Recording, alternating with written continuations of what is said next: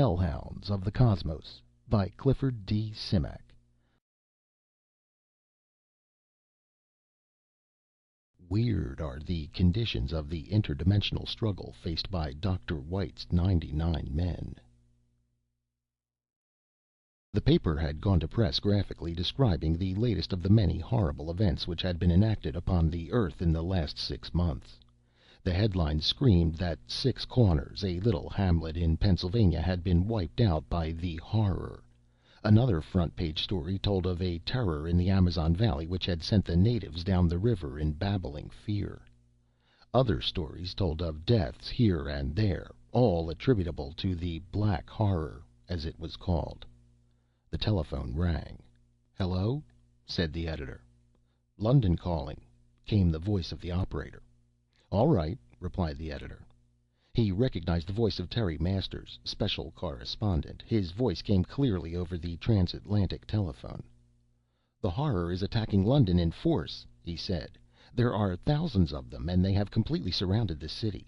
All roads are blocked. The government declared the city under martial rule a quarter of an hour ago, and efforts are being made to prepare for resistance against the enemy." "Just a second," the editor shouted into the transmitter. He touched a button on his desk, and in a moment an answering buzz told him he was in communication with the press room.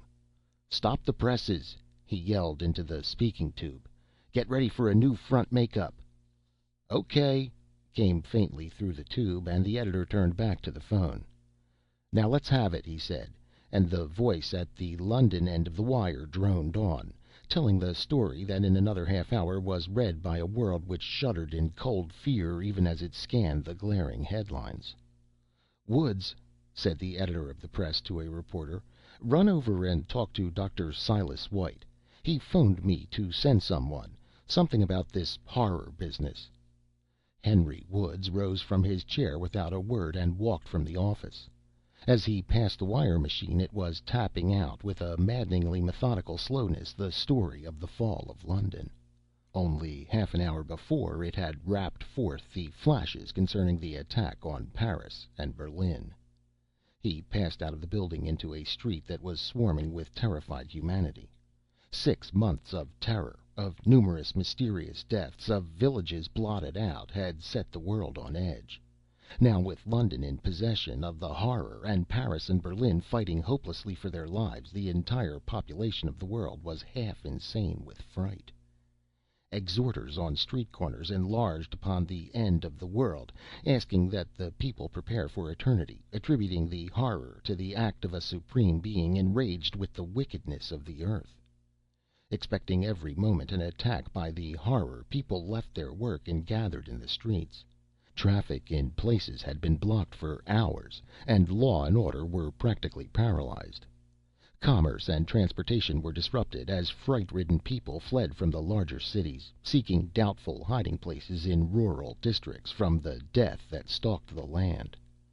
A loudspeaker in front of a music store blared forth the latest news flashes. "It has been learned," came the measured tones of the announcer, "that all communication with Berlin has ceased about 10 minutes ago. At Paris, all efforts to hold the Horror at bay have been futile. Explosives blow it apart, but have the same effect upon it as explosion has on gas. It flies apart and then reforms again, not always in the same shape as it was before.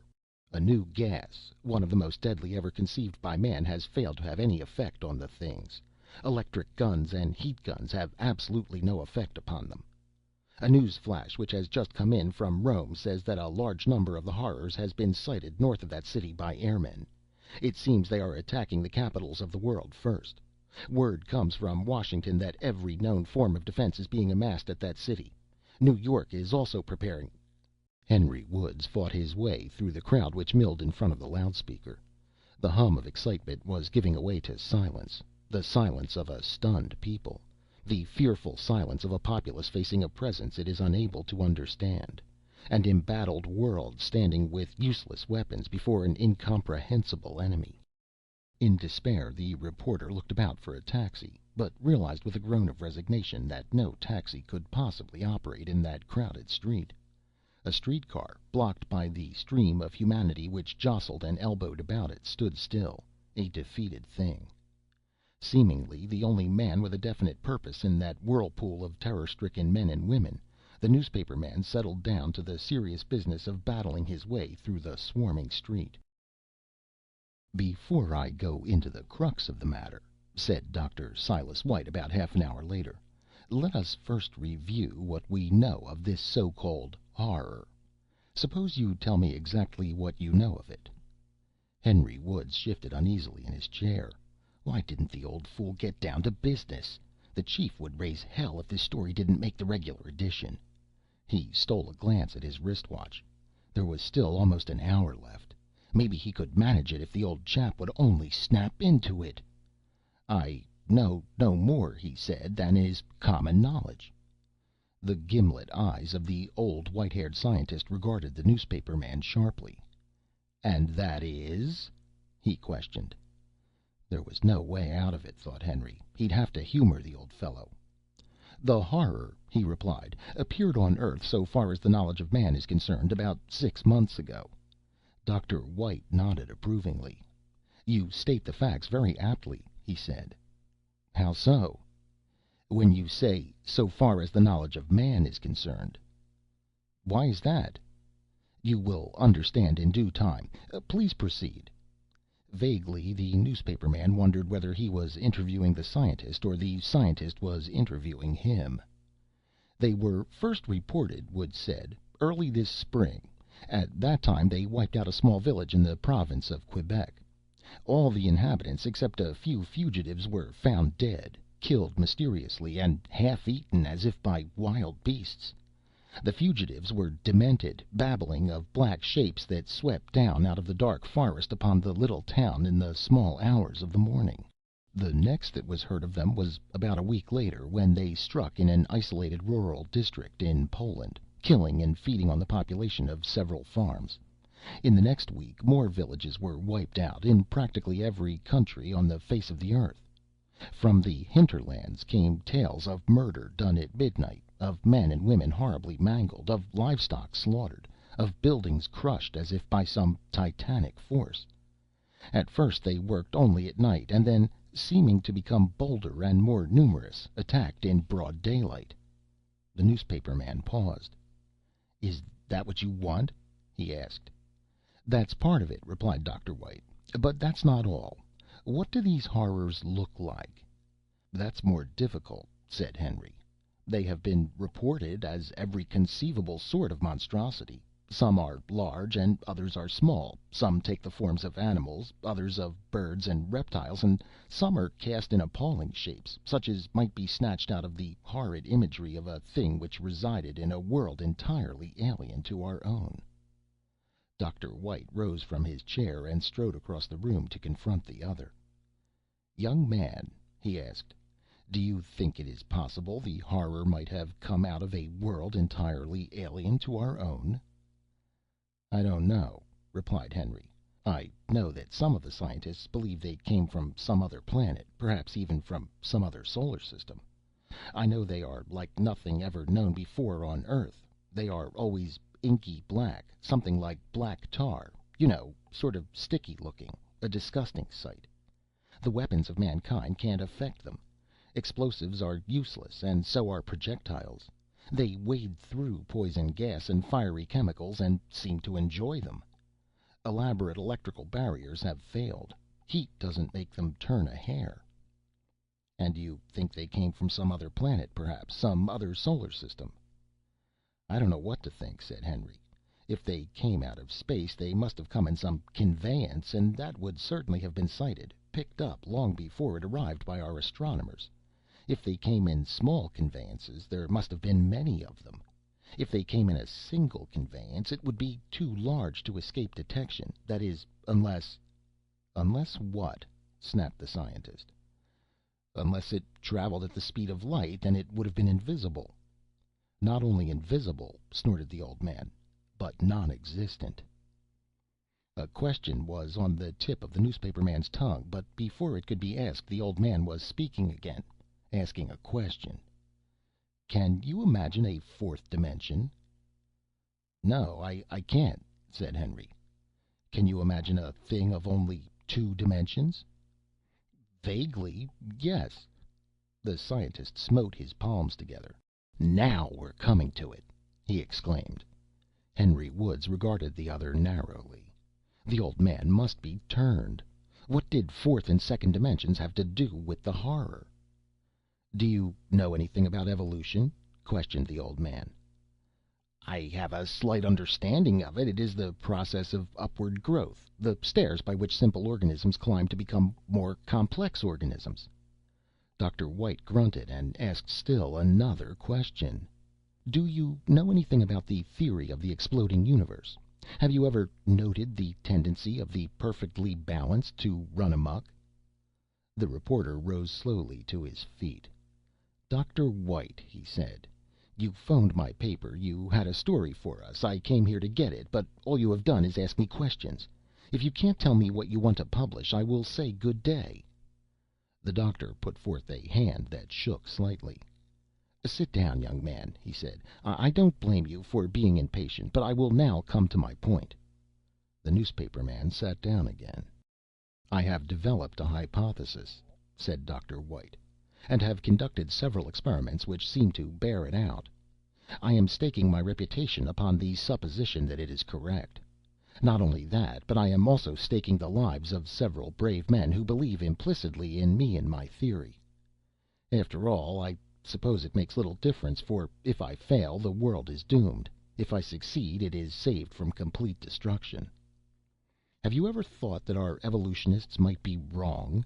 That evolution might be downward instead of upward? The theory of the exploding universe, the belief that all creation is running down, being thrown off balance by the loss of energy, spurred onward by cosmic accidents which tend to disturb its equilibrium, to a time when it will run wild and space will be filled with swirling dust of disintegrated worlds, would bear out this contention. This does not apply to the human race. There is no question that our evolution is upward, that we have arisen from one-celled creatures wallowing in the slime of primal seas. Our case is probably paralleled by thousands of other intelligences on far-flung planets and island universes. These instances, however, running at cross purpose to the general evolutional trend of the entire cosmos, are mere flashes in the eventual course of cosmic evolution, comparing no more to eternity than a split second does to a million years. Taking these instances, then, as inconsequential, let us say that the trend of cosmic evolution is downward rather than upward, from complex units to simpler units rather than from simple units to more complex ones. Let us say that life and intelligence have degenerated. How would you say such a degeneration would take place? In just what way would it be manifested? What sort of transition would life pass through in passing from one stage to a lower one? Just what would be the nature of these stages? The scientist's eyes glowed brightly as he bent forward in his chair. The newspaperman said simply, "I have no idea." "Man!" cried the old man.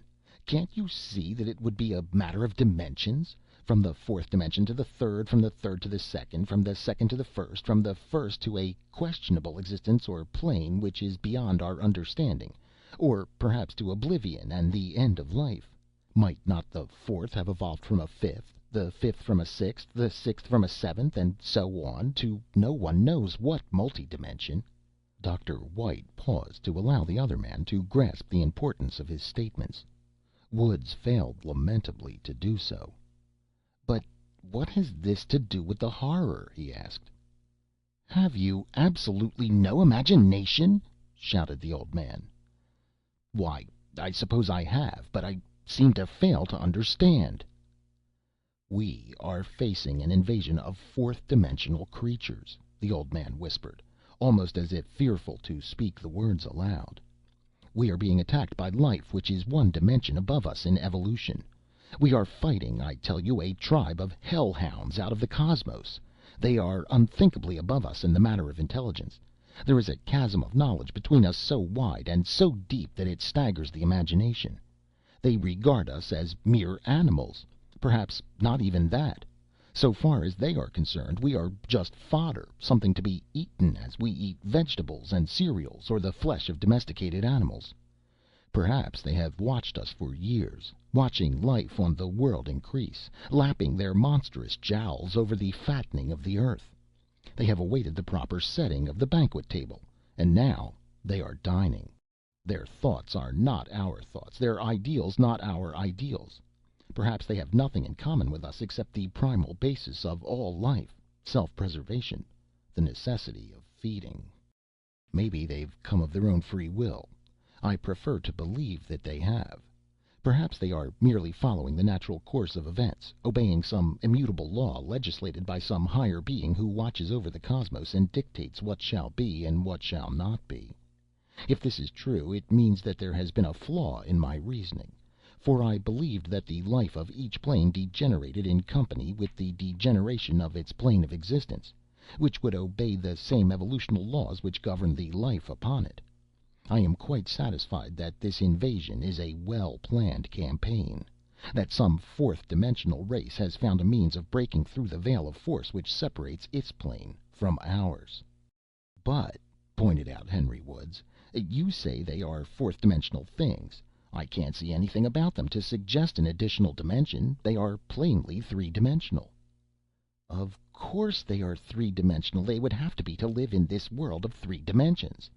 The only two-dimensional objects which we know of in this world are merely illusions, projections of the third dimension, like a shadow. It is impossible for more than one dimension to live on any single plane. To attack us, they would have to lose one dimension. This they have evidently done. You can see how utterly ridiculous it would be for you to try to attack a two-dimensional thing. So far as you were concerned, it would have no mass. The same is true of the other dimensions. Similarly, a being of a lesser plane could not harm an inhabitant of a higher plane. It is apparent that while the Horror has lost one material dimension, it has retained certain fourth-dimensional properties which make it invulnerable to the forces at the command of our plane." The newspaper man was now sitting on the edge of his chair. "But," he asked breathlessly, "it all sounds so hopeless. What can be done about it?" Dr. White hitched his chair closer, and his fingers closed with a fierce grasp upon the other's knee. A militant boom came into his voice. "My boy," he said, "we are about to strike back. We are going to invade the fourth-dimensional plane of these Hellhounds. We are going to make them feel our strength. We are going to strike back." Henry Woods sprang to his feet. "How?" he shouted. "Have you—" Dr. White nodded. "I have found a way to send the third dimensional into the fourth. Come, and I will show you." The machine was huge, but it had an appearance of simple construction. A large rectangular block of what appeared to be a strange black metal was set on end and flanked on each side by two smaller ones. On the top of the large block was set a half globe of a strange substance, somewhat, Henry thought, like frosted glass. On one side of the large cube was set a lever, a long glass panel, two vertical tubes, and three clock face indicators. The control board, it appeared, was relatively simple. Beside the mass of the five rectangles, on the floor, was a large plate of transparent substance, ground to a concave surface, through which one could see an intricate tangle of wire mesh. Hanging from the ceiling, directly above the one on the floor, was another concave disk, but this one had a far more pronounced curvature. Wires connected the two disks, and each in turn was connected to the rectangular machine. "It is a matter of the proper utilization of two forces, electrical and gravitational," proudly explained Dr. White. "Those two forces, properly used, warp the third dimensional into the fourth. A reverse process is used to return the object to the third. The principle of the machine is—" The old man was about to launch into a lengthy discussion, but Henry interrupted him. A glance at his watch had shown him press time was drawing perilously close. "Just a second," he said. "You propose to warp a third-dimensional being into a fourth dimension. How can a third-dimensional thing exist there? You said a short time ago that only a specified dimension could exist on one single plane." "You have missed my point," snapped Dr. White. "I am not sending a third-dimensional thing to a fourth dimension. I am changing the third-dimensional being into a fourth-dimensional being. I add a dimension, and automatically the being exists on a different plane. I am reversing evolution. This third dimension we now exist on evolved millions of eons ago from a fourth dimension. I am sending a lesser entity back over those millions of eons to a plane similar to one upon which his ancestors lived inconceivably long ago." "But, man, how do you know you can do it?" The doctor's eyes gleamed and his fingers reached out to press a bell. A servant appeared almost at once. "Bring me a dog," snapped the old man. The servant disappeared. "Young man," said Dr. White, "I am going to show you how I know I can do it. I have done it before. Now I am going to do it for you. I have sent dogs and cats back to the fourth dimension and returned them safely to this room. I can do the same with men." The servant reappeared, carrying in his arms a small dog. The doctor stepped to the control board of his strange machine. "All right, George," he said. The servant had evidently worked with the old man enough to know what was expected of him. He stepped close to the floor disk and waited. The dog whined softly, sensing that all was not exactly right. The old scientist slowly shoved the lever toward the right, and as he did so a faint hum filled the room, rising to a stupendous roar as he advanced the lever. From both floor disk and upper disk leaped strange cones of blue light, which met midway to form an hourglass shape of brilliance. The light did not waver or sparkle. It did not glow. It seemed hard and brittle, like straight bars of force. The newspaper man, gazing with awe upon it, felt that terrific force was there. What had the old man said? Warp a third dimensional being into another dimension? That would take a force. As he watched, petrified by the spectacle, the servant stepped forward and with a flip tossed the little dog into the blue light. The animal could be discerned for a moment through the light, and then it disappeared. "Look into the globe," shouted the old man, and Henry jerked his eyes from the column of light to the half globe atop the machine. He gasped. In the globe, deep within its milky center, glowed a picture that made his brain reel as he looked upon it. It was a scene such as no man could have imagined unaided. It was a horribly distorted projection of an eccentric landscape, a landscape hardly analogous to anything on Earth. "That's the fourth dimension, sir," said the servant. "That's not the fourth dimension," the old man corrected him. "That's a third dimensional impression of the fourth dimension. It is no more the fourth dimension than a shadow is three-dimensional. It, like a shadow, is merely a projection. It gives us a glimpse of what the fourth plane is like. It's a shadow of that plane." Slowly a dark blotch began to grow in the landscape. Slowly it assumed definite form. It puzzled the reporter. It looked familiar. He could have sworn he had seen it somewhere before. It was alive, for it had moved. "That, sir, is the dog," George volunteered. "That was the dog," Dr. White again corrected him. "God knows what it is now." He turned to the newspaper man. "Have you seen enough?" he demanded. Henry nodded. The other slowly began to return the lever to its original position. The roaring subsided, the light faded, the projection in the half globe grew fainter. "How are you going to use it?" asked the newspaper man. "I have 98 men who have agreed to be projected into the fourth dimension, to seek out the entities that are attacking us and attack them in turn. I shall send them out in an hour." "Where is there a phone?" asked the newspaper man. "In the next room," replied Dr. White. As the reporter dashed out of the door, the light faded entirely from between the two disks, and on the lower one a little dog crouched, quivering, softly whimpering. The old man stepped from the controls and approached the disk. He scooped the little animal from where it lay into his arms and patted the silky head. "Good dog," he murmured, and the creature snuggled close to him, comforted, already forgetting that horrible place from which it had just returned. "Is everything ready, George?" asked the old man. "Yes, sir," replied the servant. "The men are all ready, even anxious to go. If you ask me, sir, they are a tough lot." "They are as brave a group of men as ever graced the earth," replied the scientist gently.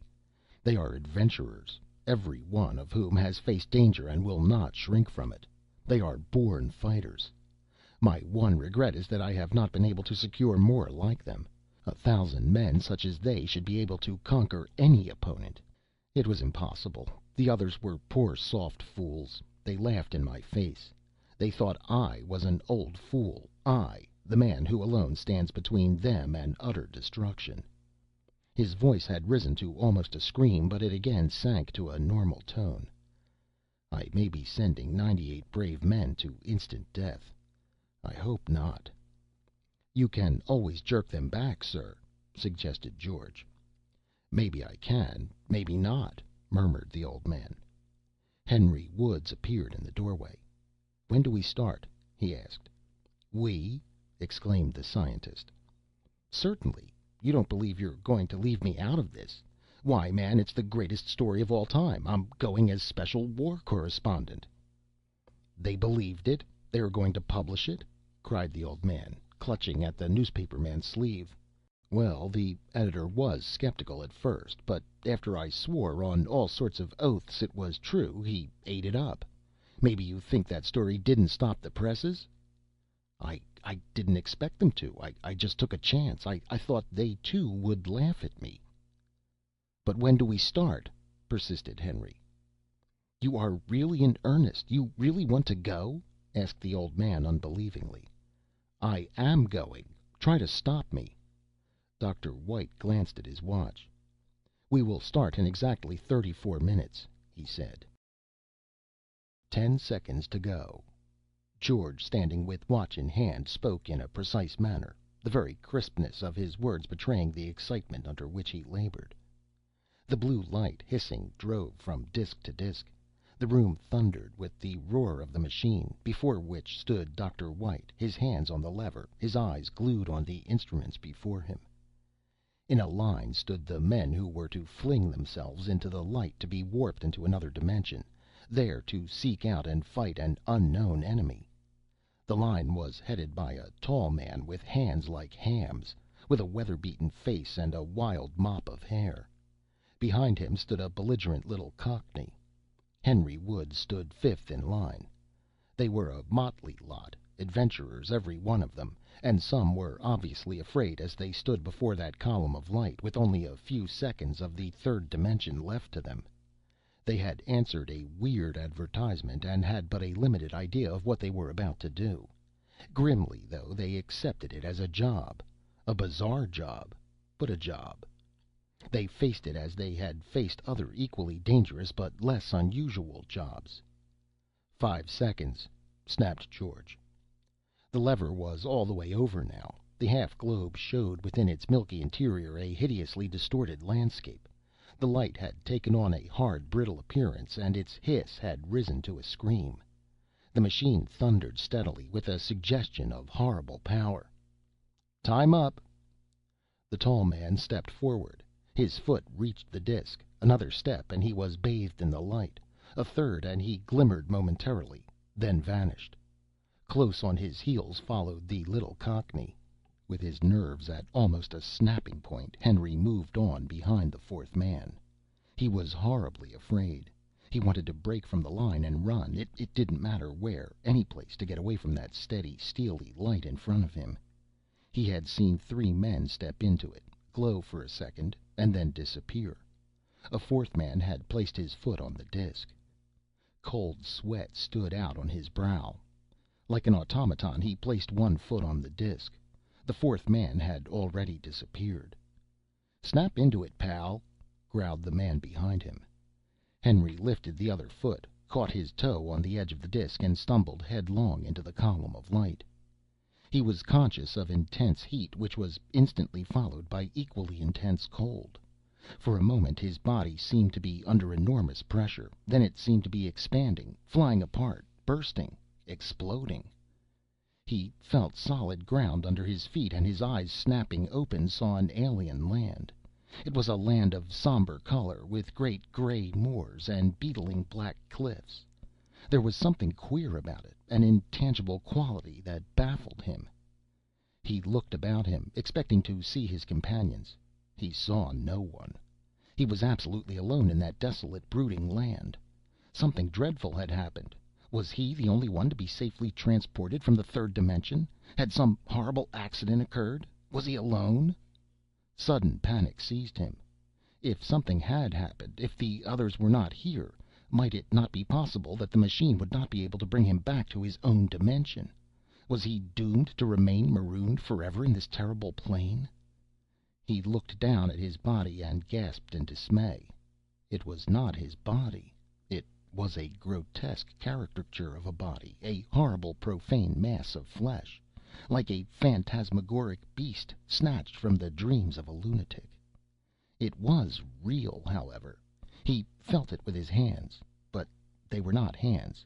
They were something like hands. They served the same purpose that hands served in the third dimension. He was, he realized, a being of the fourth dimension, but in his fourth-dimensional brain still clung hard-fighting remnants of that faithful old third-dimensional brain. He could not as yet see with fourth-dimensional eyes, think purely fourth-dimensional thoughts.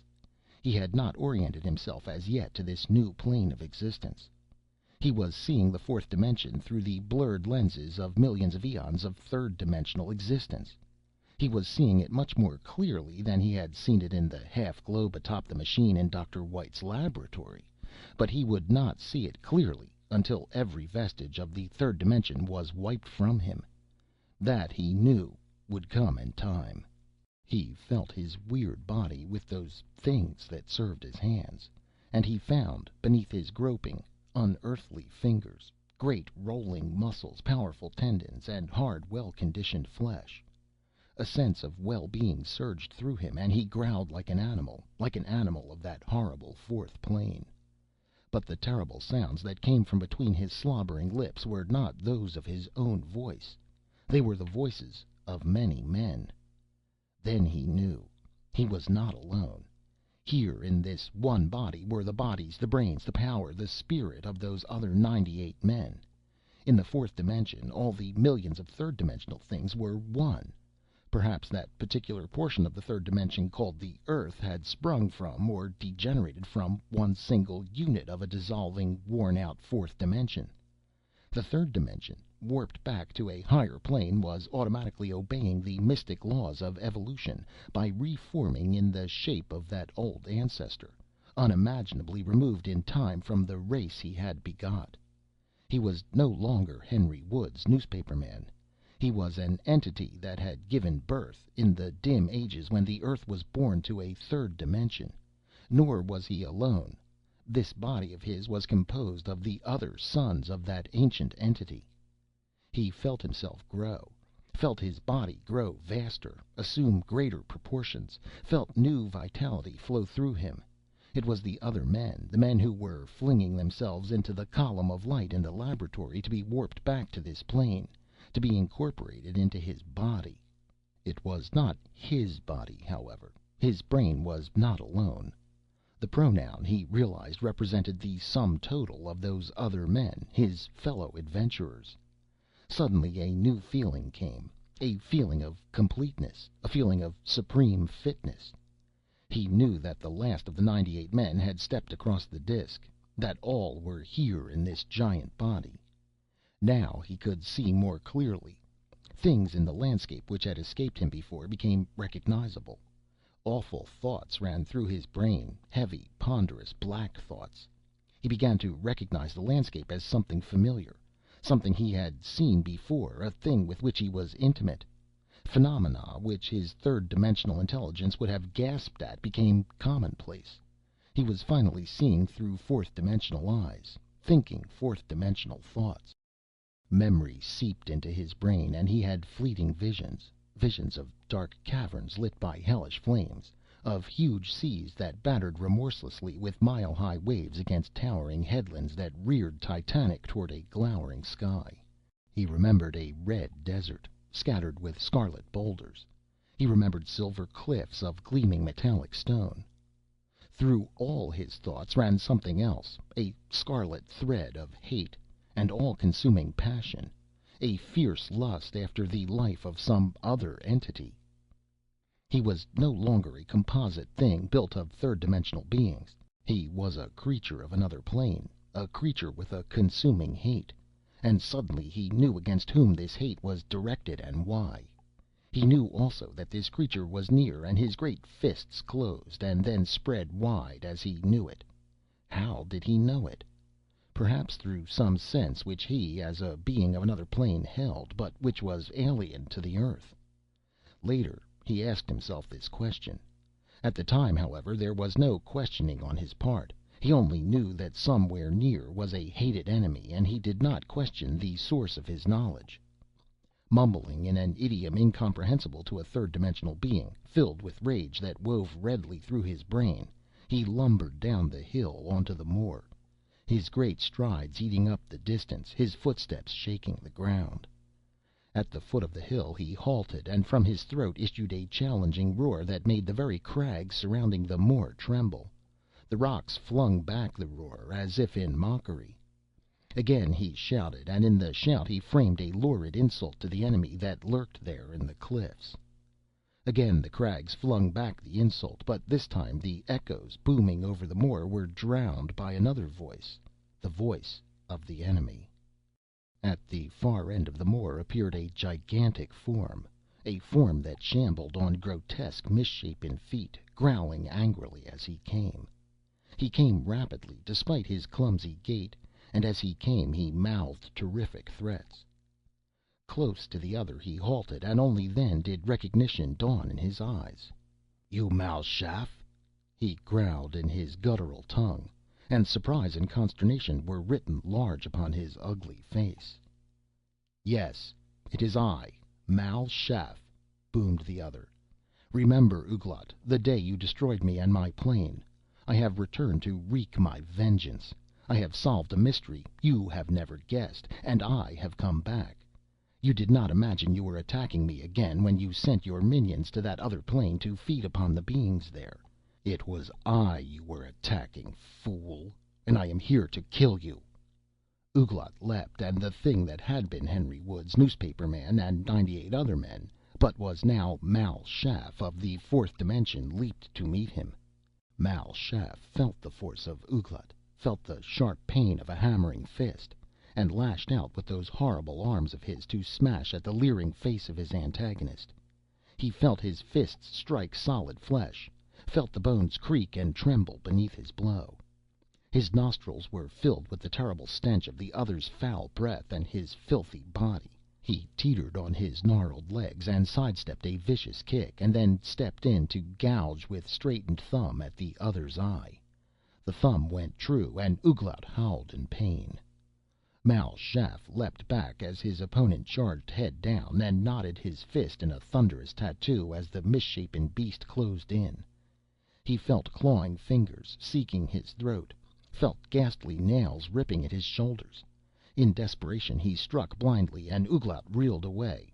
With a quick stride he shortened the distance between them, and struck Ouglat a hard blow squarely on his slavering mouth. Pressing hard upon the reeling figure, he swung his fists like sledge-hammers, and Ouglat stumbled, falling in a heap on the sand. Mal Shaff leaped upon the fallen foe and kicked him with his taloned feet, ripping him wickedly. There was no thought of fair play, no faintest glimmer of mercy. This was a battle to the death. There could be no quarter. The fallen monster howled, but his voice cut short as his foul mouth with its razor-edged fangs closed on the other's body. His talons, seeking a hold, clawed deep. Mal Shaff, his brain a screaming maelstrom of weird emotions, aimed pile-driver blows at the enemy, clawed and ripped. Together the two rolled, locked tight in titanic battle on the sandy plain, and a great cloud of heavy dust marked where they struggled. In desperation Ouglat put every ounce of his strength into a heave that broke the other's grip and flung him away.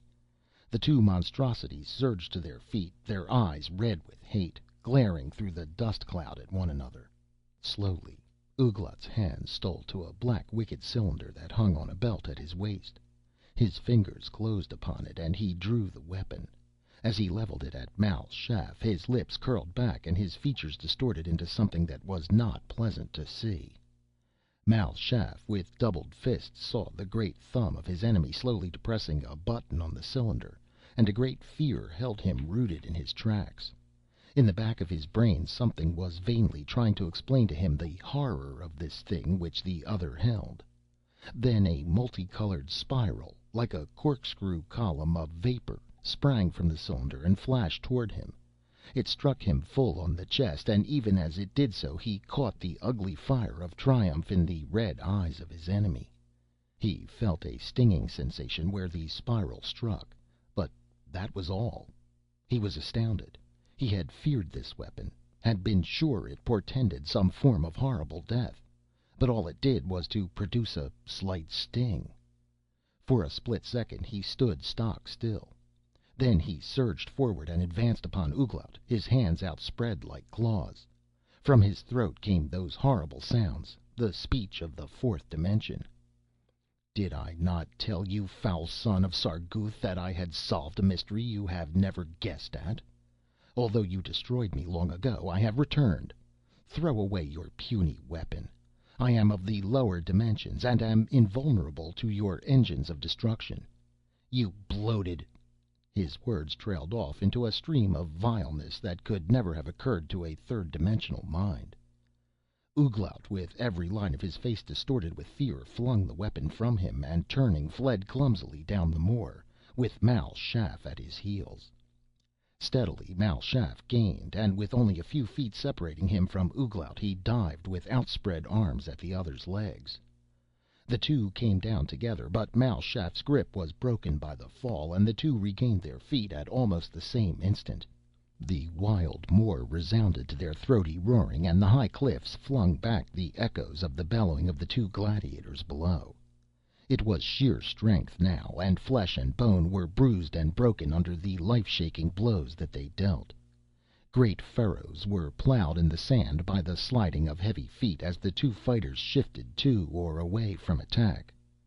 Blood, blood of the fourth-dimensional creatures, covered the bodies of the two and stained the sand with its horrible hue.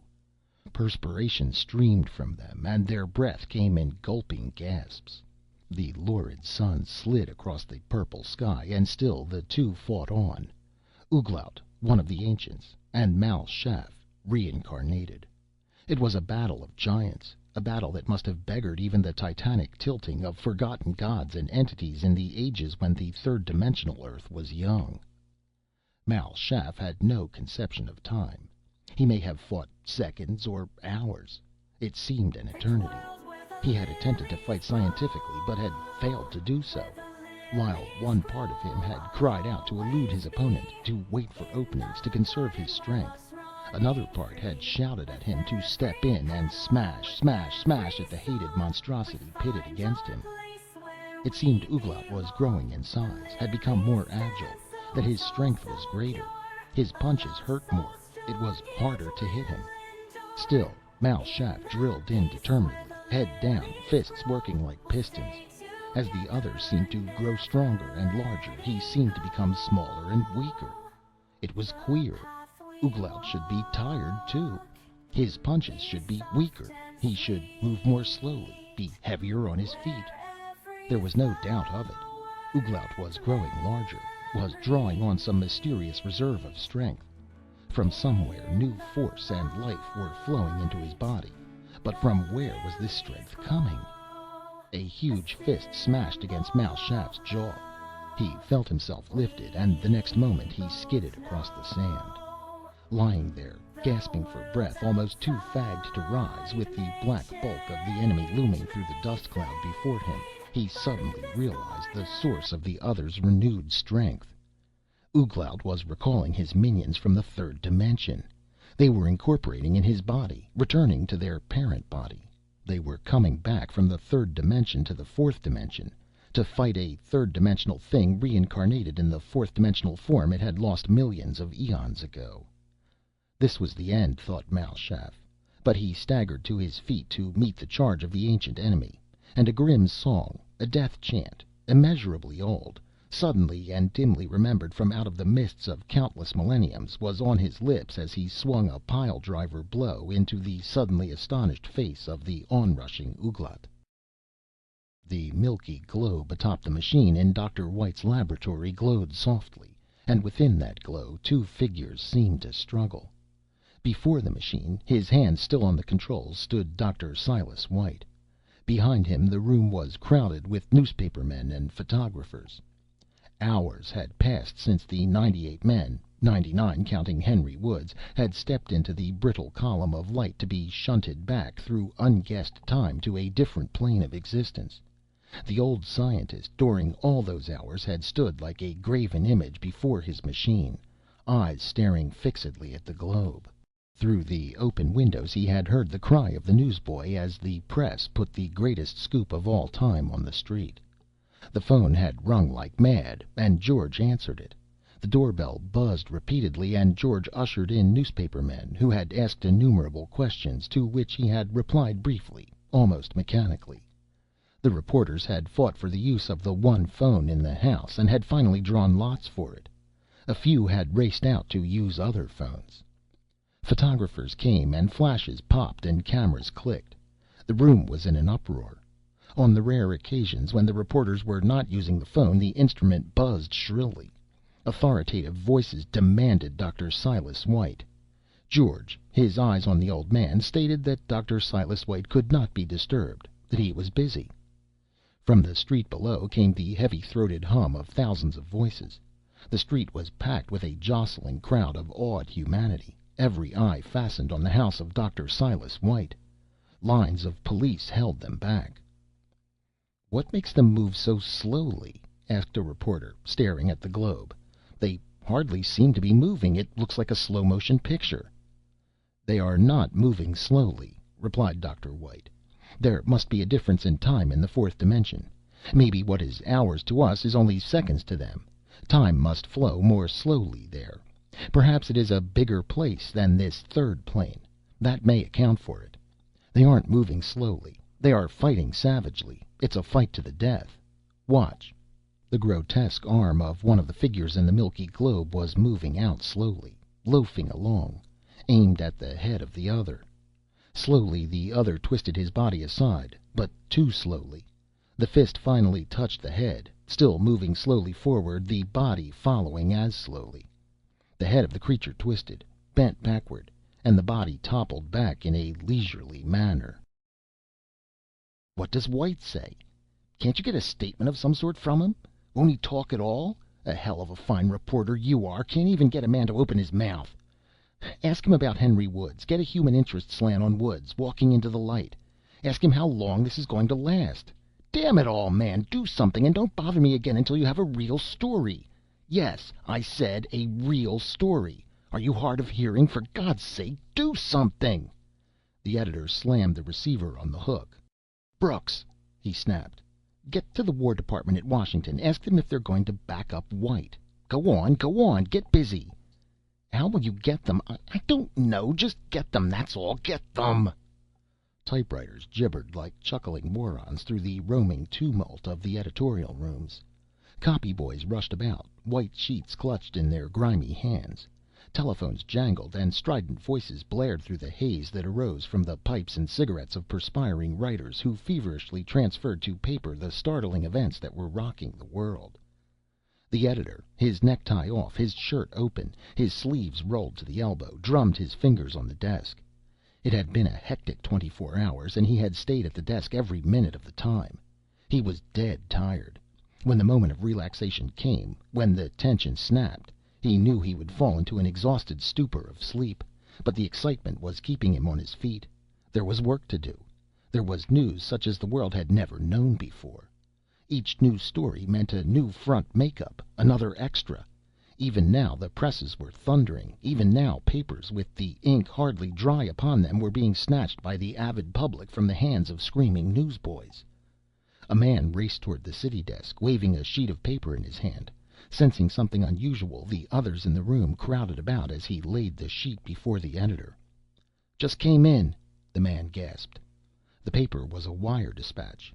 It read: "Rome. The Black Horror is in full retreat. Although still apparently immune to the weapons being used against it, it is lifting the siege of the city. The cause is unknown." The editor ran his eye down the sheet. There was another dateline: "Madrid.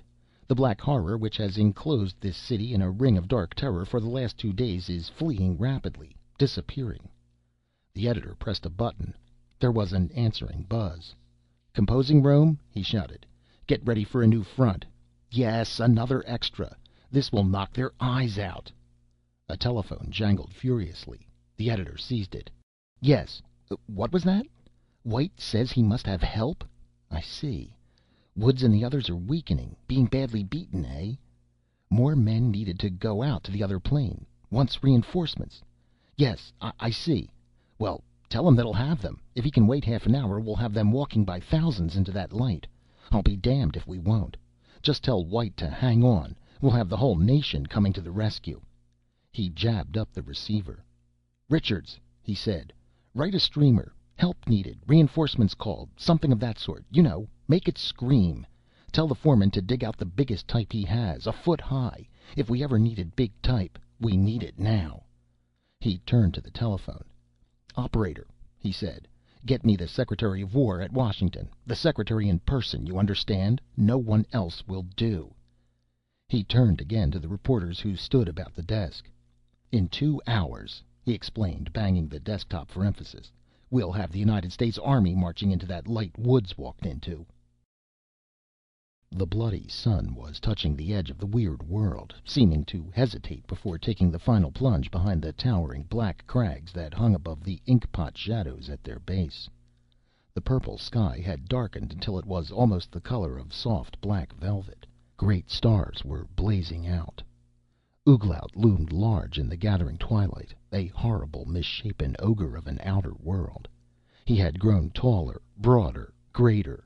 Mal Shaf's head now was on a level with the other's chest. His huge arms seemed toy-like in comparison with those of Ouglat, his legs mere pipe stems. Time and again he had barely escaped as the clutching hands of Ouglat reached out to grasp him. Once within those hands he would be torn apart. The battle had become a game of hide and seek, a game of cat and mouse, with Mal Shaff the mouse. Slowly the sun sank and the world became darker. His brain working feverishly, Mal Shaff waited for the darkness. Adroitly he worked the battle nearer and nearer to the Stygian darkness that lay at the foot of the mighty crags. In the darkness he might escape. He could no longer continue this unequal fight. Only escape was left. The sun was gone now. Blackness was dropping swiftly over the land, like a great blanket, creating the illusion of a glowering sky descending to the ground. Only a few feet away lay the total blackness under the cliffs. Like a flash, Mal Shaff darted into the blackness, was completely swallowed in it. Roaring, Ouglat followed, his shoulders almost touching the great rock wall that shot straight up hundreds of feet above him. Mal Shaff ran swiftly, fear lending speed to his shivering legs. Behind him he heard the bellowing of his enemy. Ouglat was searching for him. A hopeless search in that total darkness. He would never find him, Mal Shaff felt sure. Fagged and out of breath, he dropped panting at the foot of the wall. Blood pounded through his head and his strength seemed to be gone. He lay still and stared out into the less dark moor that stretched before him. For some time he lay there, resting. Aimlessly he looked out over the moor, and then he suddenly noted some distance to his right a hill rising from the moor. The hill was vaguely familiar. He remembered it dimly as being of great importance. A sudden, inexplicable restlessness filled him. Far behind him he heard the enraged bellowing of Ouglat, but that he scarcely noticed. So long as darkness lay upon the land, he knew he was safe from his enemy. The hill had made him restless. He must reach the top. He could think of no logical reason for doing so. Obviously he was safer here at the base of the cliff, but a voice seemed to be calling, a friendly voice from the hilltop. He rose on aching legs and forged ahead. Every fiber of his being cried out in protest, but resolutely he placed one foot ahead of the other, walking mechanically. Opposite the hill he disregarded the strange call that pulsed down upon him, long enough to rest his tortured body. He must build up his strength for the climb. He realized that danger lay ahead. Once he quitted the blackness of the cliff's base, Ouglat, even in the darkness that lay over the land, might see him. That would be disastrous. Once over the top of the hill he would be safe. Suddenly the landscape was bathed in light, a soft green radiance. One moment it had been pitch dark, the next it was light as if a giant searchlight had been snapped on. In terror, Mal Shaff looked for the source of the light. Just above the horizon hung a great green orb, which moved up the ladder of the sky even as he watched. A moon! A huge green satellite hurtling swiftly around this cursed world!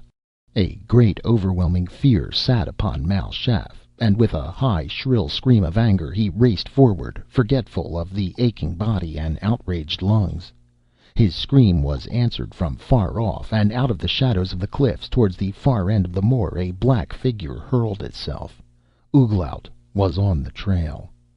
Mal Shaff tore madly up the slope, topped the crest, and threw himself flat on the ground, almost exhausted.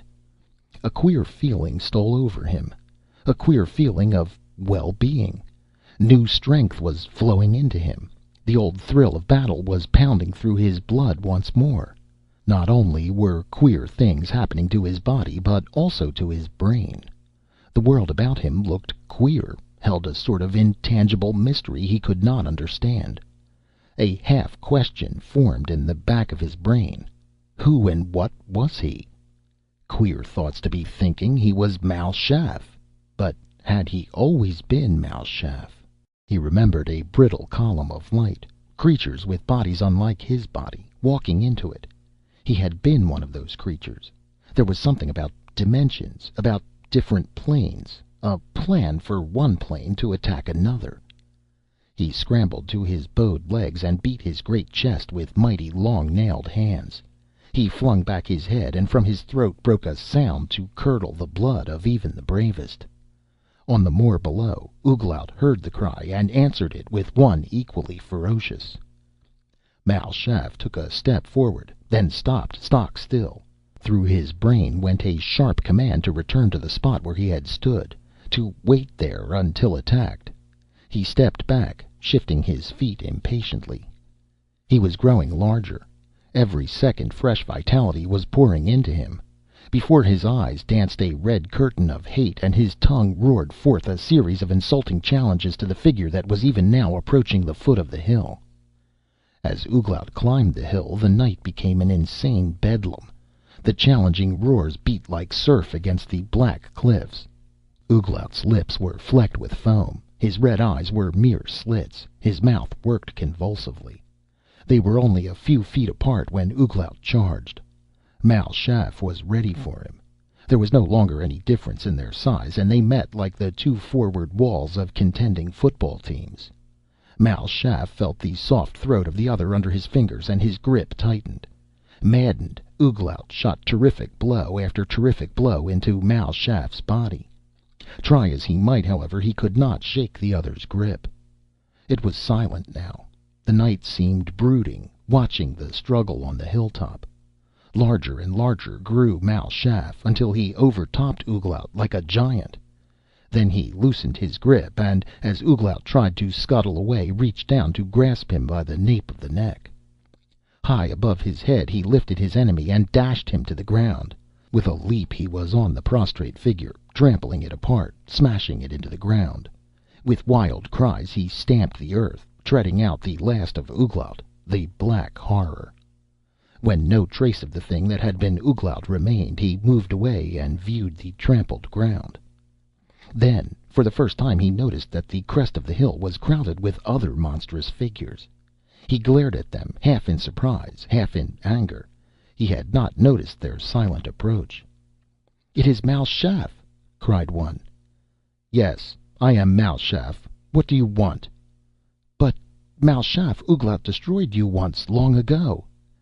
"And I just now," replied Mal Shaff, "have destroyed Ouglat."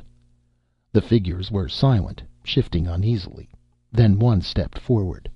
"Mal Shaff," it said, "we thought you were dead. Apparently it was not so. We welcome you to our land again. Ouglat, who once tried to kill you and apparently failed, you have killed, which is right and proper. Come and live with us again in peace. We welcome you." Mal Shaff bowed. Gone was all thought of the third dimension. Through Mal Shaff's mind raced strange, haunting memories of a red desert scattered with scarlet boulders, of silver cliffs of gleaming metallic stone, of huge seas battering against towering headlands. There were other things, too. Great palaces of shining jewels, and weird nights of inhuman joy where hellish flames lit deep black caverns.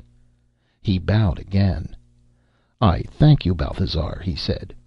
Without a backward look, he shambled down the hill with the others. "Yes," said the editor. "What's that you say? Dr. White is dead? A suicide?